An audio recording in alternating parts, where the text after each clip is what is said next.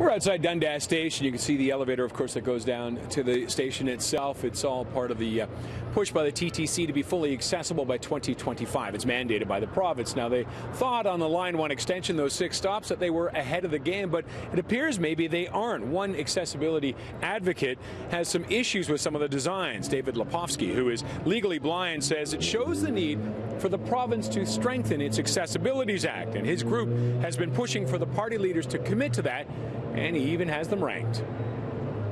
In this election, we asked all the parties, will you beef up our accessibility regulations for buildings, and will you ensure that public money is never again used to create new accessibility barriers?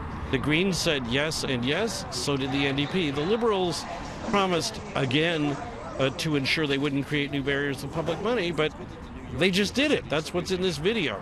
The Conservatives acknowledge the problem, but haven't promised anything more than talking to us.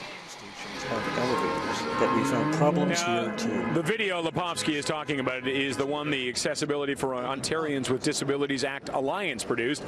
He says they have concerns with the single elevator setup at the station. That's just one, though. He says they're also worried about bad signage on doors, sliding doors block it when they're open, Presto machines, and his biggest concern, the center platforms at one station. He says the tactile floors lead a person to a wall.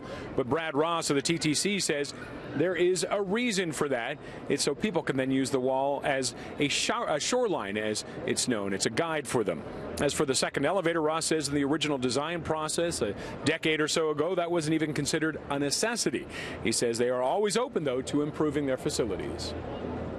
Things like having 2 elevators, redundant elevators, is an issue that we are looking at with respect to new builds. Does it make sense to have 2 elevators, to have redundancy? We think it probably does, and so those are issues that we need to take away and sort of review our our plans with respect to new builds.